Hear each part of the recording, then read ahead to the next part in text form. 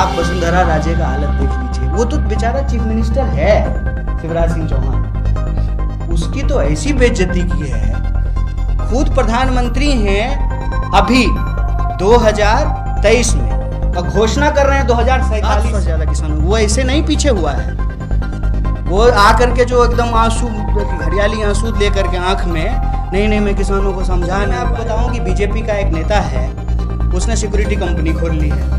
जैसे प्रधानमंत्री क्लेम है उनका, वो चाय बेचे हैं, हमने तो नहीं देखा है, देश ही बेचता देख रहा है। 2019 के चुनाव में राहुल जी ने न्याय की बात की थी कि अगर आप इस देश में बड़े कॉरपोरेट को बेल आउट कर सकते हैं तो इस देश के बेरोजगार नौजवानों को भी बेल आउट करने की ज़रूरत है। और जो है उनके पास एक सर्टेन अमाउंट जो है, जिसको यूनिवर्सल इनकम के फॉर्म में कहा जाता है, उसको देने की ज़रूरत है। प्लस आप रोजगार सृजित करने के लिए जब तक अपनी इकोनॉमिक पॉलिसी को नहीं बदलेंगे तब तक रोजगार सृजन नहीं होगा। मैं बस एक एग्जांपल आपको देता हूँ। किसी भी कॉरपोरेट की जो एक दिन की कमाई है, उससे जो है लाखों लोगों को जो है दैनिक भत्ता दिया जा सकता है, दैनिक मजदूरी उनसे को दी जा सकती है। मतलब जितना एनपीए कॉरपोरेट लोन में हुआ है, उसका अगर आप 25% भी इस देश में नया रोजगार इंप्लीमेंट करने के लिए कोशिश करें, अगर आप सक्षम बनाएं, लोगों को उद्यमी बनाएं, और जो बड़े कॉरपोरेट को जो आप लोन देते हैं, वो एक कहने का मतलब ये है कि आप मान लीजिए कि एक व्यक्ति हैं, एक कंपनी है, आपको हमने जो है 500 लीटर पानी दिया और आप उसमें से जो है 500 का 500 लीटर जो है वेस्ट कर रहे हैं, या रिटर्न में मान लीजिए कि उससे जो है आप जो है 100 लीटर हमको जो है रिटर्न फ़ायदा दे रहे हैं। लेकिन उसी 500 लीटर का अगर हम रीडिस्ट्रीब्यूशन करें तो पता चलेगा कि 1000 लीटर का जो है फ़ायदा हो सकता है। ये इकोनॉमिक पॉलिसी बदलने की ज़रूरत है। इसीलिए यह सवाल जब हमारे नेता राहुल जी से भी पूछा गया कि आप बात तो कर रहे हैं, इसको करेंगे कैसे, तो उन्होंने कहा कि हम चाइना से कंपटीशन करके करेंगे। कि अगर चाइना का सामान आज सब कुछ जो हमारे सामने रखा हुआ है, आप लोग भले यहाँ अरे मेरा ऊपर कर दो, उसका नीचे कर दो, सब बन के तो एक ही जगह से आ रहा है ना। तो अगर हम प्रोडक्शन बेस्ड इकोनॉमी की तरफ दोबारा लौटें कि हर चीज़ हमारा बाहर से ना आए, अगर हमारे देश के प्रोडक्ट और जो प्रोड्यूसर है उसको अगर हम प्रोटेक्ट करने की मेंटालिटी से इकोनॉमिक पॉलिसी लेकर के आएँ, वही मैं कह रहा हूँ ना कि एक दोस्त को सब कुछ हैंड ओवर कर देना चाहते हैं ये। अभी मैं आपको बताऊं कि बीजेपी का एक नेता है, उसने सिक्योरिटी कंपनी खोल ली है, तो अब वो क्या कर रहा है ना कि पूरे मुंबई का सिक्योरिटी सिस्टम उसके पास ही होना चाहिए। तो ये मोनोपोली है। जबकि 10 लोग, 20 लोग, 25 लोग ऐसा करके नहीं कुछ भी तो 100 से ज़्यादा सिक्योरिटी कंपनी होगी सिर्फ मुंबई में।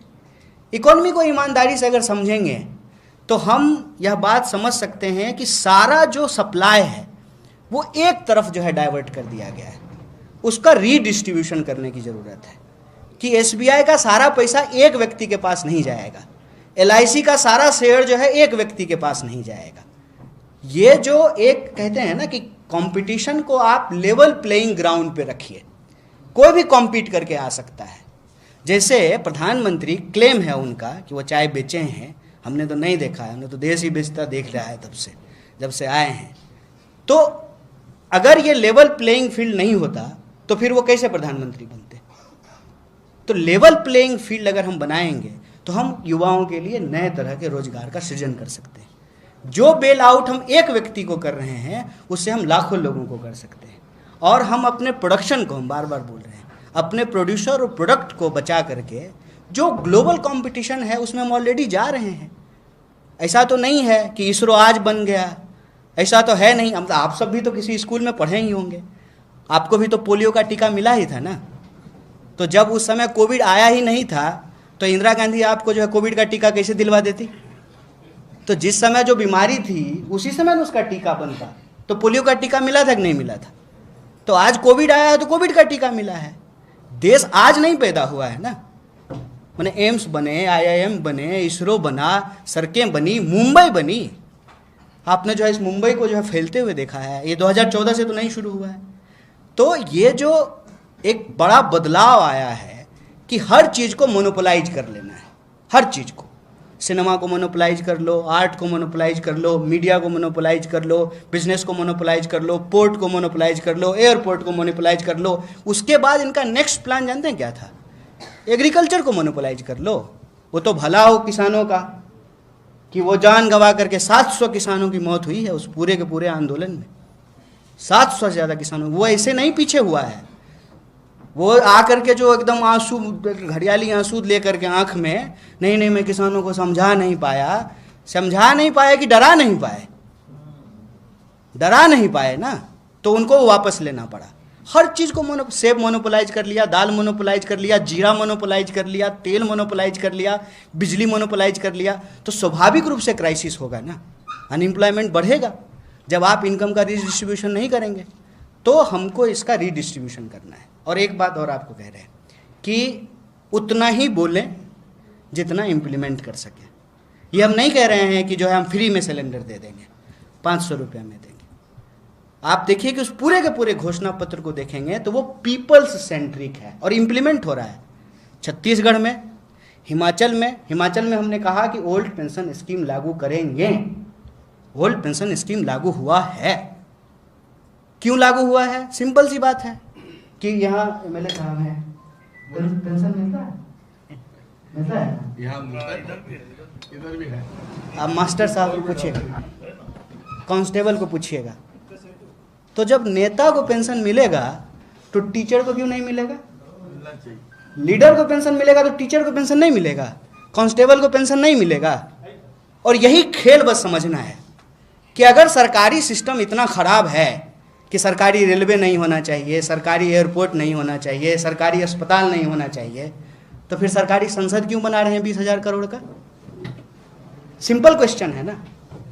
ये बात बस समझना है। हमारे पास सॉल्यूशन यही है कि हम इनकम का रिडिस्ट्रीब्यूशन करें। बेल आउट 1-2 लोगों का नहीं हो, पूरे के पूरे सेक्टर का हो।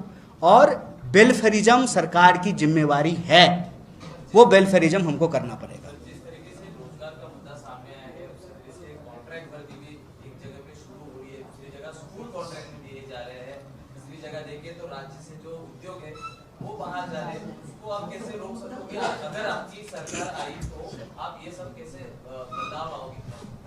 देखिए, अब सारे सवालों का जवाब जो है एक प्रेस कॉन्फ्रेंस में पॉसिबल नहीं है, लेकिन इसका एक जवाब मैं ज़रूर आपको देना चाहता हूँ कि अगर नीयत साफ होगी ना तो नीति बन जाएगी।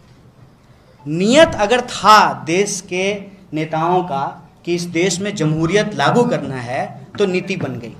मैं आपको याद दिलाना चाहता हूँ कि देश में जब पहला जनरल इलेक्शन हुआ था ना, पूरी दुनिया के अखबारों ने कार्टून बनाए थे हमको लेकर के, हमारे चुनाव का मजाक उड़ाया था पूरी दुनिया ने, जितने बड़े बड़े अखबार हैं। आज यह देश जो है उस प्रोसेस को 70 साल से ज़्यादा पूरा किया कि नहीं किया, और दुनिया का सबसे बड़ा लोकतंत्र बने कि नहीं बने। जब आप पहला कदम बढ़ाते हैं तो लोग आप पे हंसते हैं, ये कोई नई बात नहीं है। तो सारे प्रश्न का जवाब 1 घंटे में संभव नहीं है, बस इतना ज़रूर है कि नीति है, नीयत है हमारी, हम करना चाहते हैं तो नीति बन जाएगी। उनका ले लें पहले, 10 साल में जो है वो महिला रिजर्वेशन लागू हो जाएगा। जी,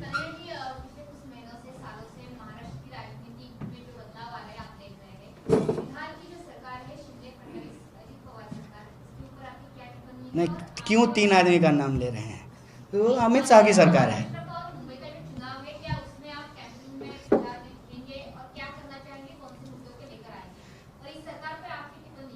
देखिए, मैं पार्टी का एक साधारण कार्यकर्ता हूँ।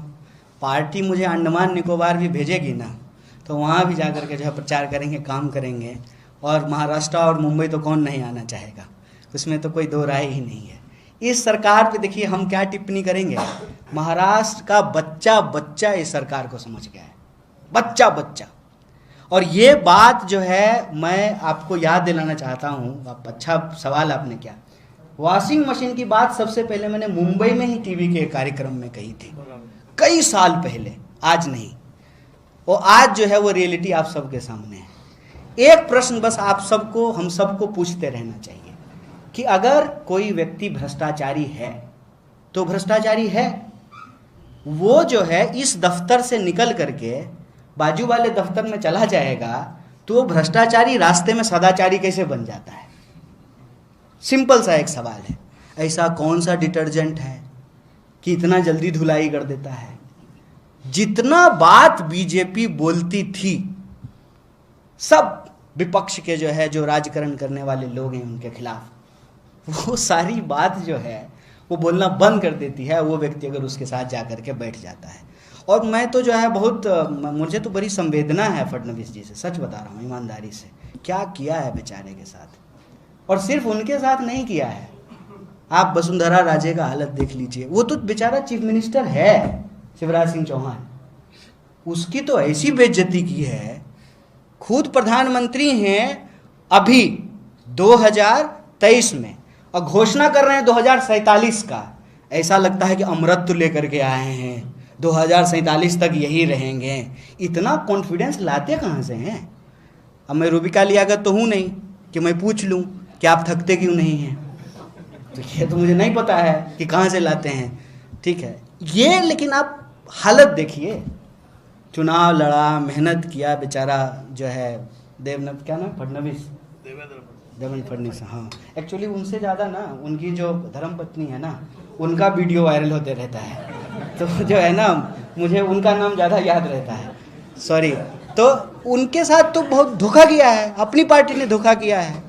दूसरी पार्टी से एक आदमी को ला करके जो है उसको चीफ मिनिस्टर बना दिया और उनको जो है मुख्यमंत्री बना करके बिठाए हुए और समझा रहा है कि एकदम आएगा, आपका बारी आएगा, रुक जाइए, पहले शिवसेना को निपटा देने दीजिए, आपका बारी आएगा।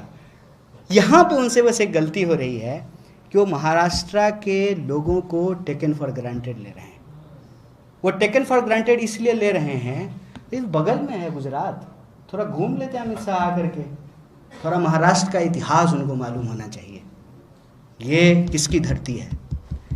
ये डॉक्टर बाबा साहब भीमराव अंबेडकर की कर्मभूमि है, ये ज्योतिबा फूले की जन्मभूमि है।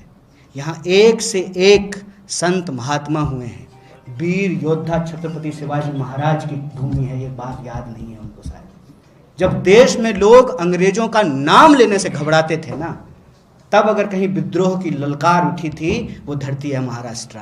इसको पुनर्जागरण की धरती कहते हैं।